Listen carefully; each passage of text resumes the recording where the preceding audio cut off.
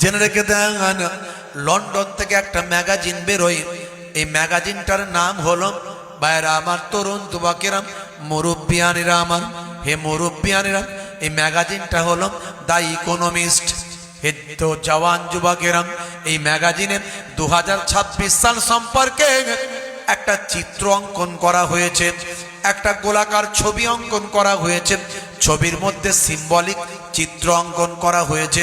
এই ম্যাগাজিনের ভিতরে একটা ছবির মধ্যে গোলাকার ছবি দিয়ে তাতে একটা সিম্বলিক চিত্র অঙ্কন করা হয়েছে।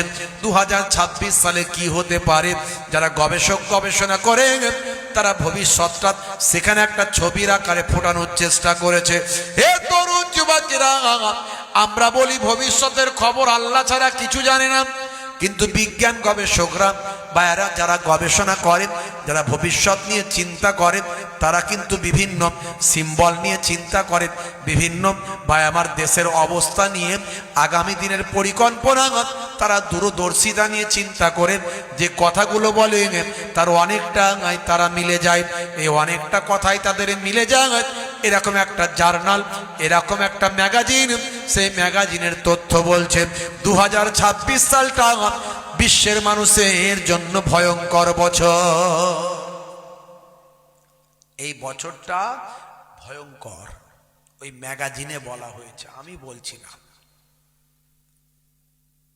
আমরা জানি ভবিষ্যতের খবর আল্লাহ ছাড়া কেউ জানে না, কিন্তু যারা অ্যানালাইসিস করে, যারা গবেষণা করে, যারা পৃথিবীর বিভিন্ন বিষয় নিয়ে যারা রাত দিন চিন্তা করে, তারা বুঝতে পারে যে এটা ঘটতে চলেছে। তারা একটা আনুমানিক কথা বলে, সেটার অনেকটা মিলে যায়।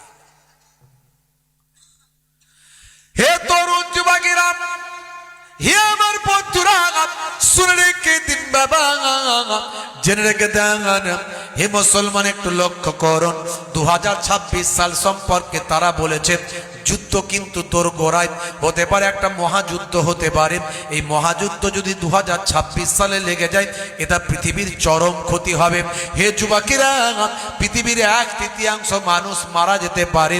আজকে আপনি যেটা মিসাইল দেখছেন, বা আমার উত্তর কোরিয়া মিসাইল মেরেছেন দক্ষিণ কোরিয়ার মার্কিন ঘাঁটিতে, মাত্র 2 দিন আগে আপনারা জানেন, হে তরুণ যুবকেরা, মার্কিন প্রেসিডেন্ট ডোনাল্ড ট্রাম্প ভেনেজুয়েলা, দক্ষিণ আফ্রিকার একটা ছোট্ট দেশ, স্বাধীন দেশ, সে স্বাধীন দেশের প্রেসিডেন্ট এবং তার স্ত্রীকে হাইজ্যাক করে আমেরিকায় তুলে নিয়ে চলে গেছে।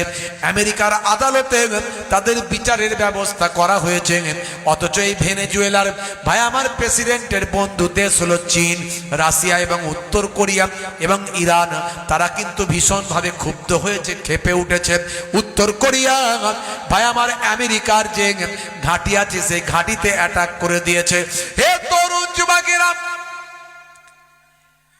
আস্তে আস্তে মিলে যাচ্ছে এই জার্নালের কথা, এই ম্যাগাজিনের কথা। ভয়ঙ্কর পরিবেশ তৈরি হতে চলেছে আগামী দিনে। হে যুবকের, একদিকে যেমন যুদ্ধ, আর একদিকে পৃথিবী আপনাকে আমাকে কন্ট্রোল করছেন। সারা পৃথিবীর বা আমার পুঁজিপতিরা যারা ওই সমস্ত মাথায় বসে আছে, তারা পৃথিবীর মানুষকে নিজেদের আয়ত্তের মধ্যে রাখার চেষ্টা করছে। আমার আপনার যে হাতের মোবাইলটা, এই মোবাইলের মাধ্যমে আমাকে আপনাকে তারা প্রতিনিয়ত লক্ষ্য করছে। কোথায় যাচ্ছি, কি করছি, কার সঙ্গে কথা বলছি, ওপর তলার মানুষেরা সব খবরটা রাখছে। আজ আমি আপনি কিন্তু স্বাধীন নেই, পরাধীন। আপনি কাকে কি কথা বলছেন, কোথায় যাচ্ছেন, কত টাকা লেনদেন করছেন, টাকা পয়সা কি তুলছেন, হ্যাঁ, সব কিছু তথ্য কিন্তু ওপরতলার মানুষদের কাছে আছে। হ্যাঁ, সব কিছু তথ্য আছে। আগামী কিছুদিনের মধ্যে আস্তে আস্তে আমাদের এই ভারতবর্ষেও ক্যাশলেস হয়ে যাবে। টাকার মার্কেটে থাকবে না, যা হবে সব মোবাইলই লেনদেন, সব মোবাইলই লেনদেন হবে। সে একেবারে ঠেলাওয়ালা, রিক্সাওয়ালা থেকে শুরু করে হুজুর, পীর সাহেব, কারোর কাছে টাকা থাকবে না, সব মোবাইলে লেনদেন। আর ওপরতলার লোকেরা সব নজর রাখছে। যদি কাউকে মনে করে যে ওকে ধনী থেকে ভিখারি করব, 2 সেকেন্ডে করে দেবে, খালি আপনার ব্যাংক অ্যাকাউন্টটা সিজ করে দেবে, ব্যাস। আর আপনার লেনদেন কিছু হবে না। আপনি ছিলেন ধনী, হয়ে গেলেন ভিখারি।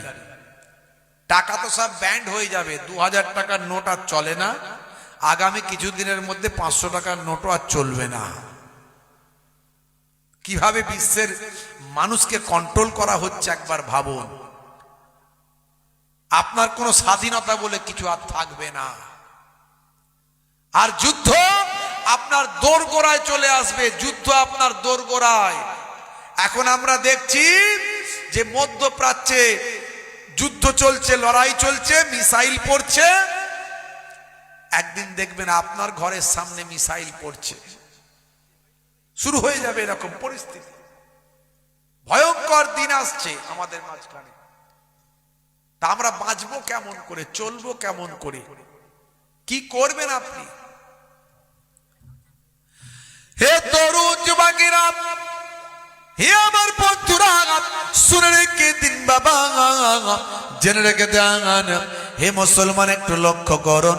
একমাত্র বাঁচার রাস্তা হলো, একমাত্র আপনি যদি শান্তি পেতে চান, শুনে রেখে দেন, জেনে রেখে দেন। পাকাল মাছ কাদার ভিতর থাকে, কিন্তু গায়ে কাদা লাগে না। হে যুবকেরা, আপনি গোনার সাগরের ভিতরে থাকবেন, পৃথিবীর এই অন্যায় অত্যাচার পাপাচারের ভিতরে আপনাকে থাকতে হবে।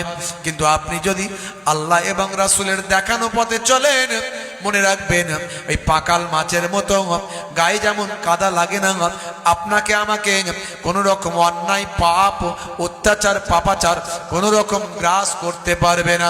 এরই জন্য আল্লাহ বলছেন, বান্দারে মাল্লাহুল মাওলা ফালাহুল কুল, বান্দা যখন আল্লাহর হয়ে যায়, কুল মাখলুকাত তার গোলাম হয়ে যায়। মান কানা লিল্লাহি কানাল্লাহু লাহু, যে বান্দা আল্লাহর হয়ে যায়, স্বয়ং আল্লাহ তার হয়ে যায়। আল্লাহ বলছেন, বান্দা যদি তোমরা আমার ইবাদত বন্দেগী করো, আমি আল্লাহ তোমাদের হয়ে যাব। মুসলমান আমরা আল্লাহর ইবাদত ছেড়ে দিয়েছি। 100 জনের 80 জন 90 জন 5 ওয়াক্ত নামাজ পড়ে না। আপনারা দেখেন সবাই পড়ে, মাশাআল্লাহ। কি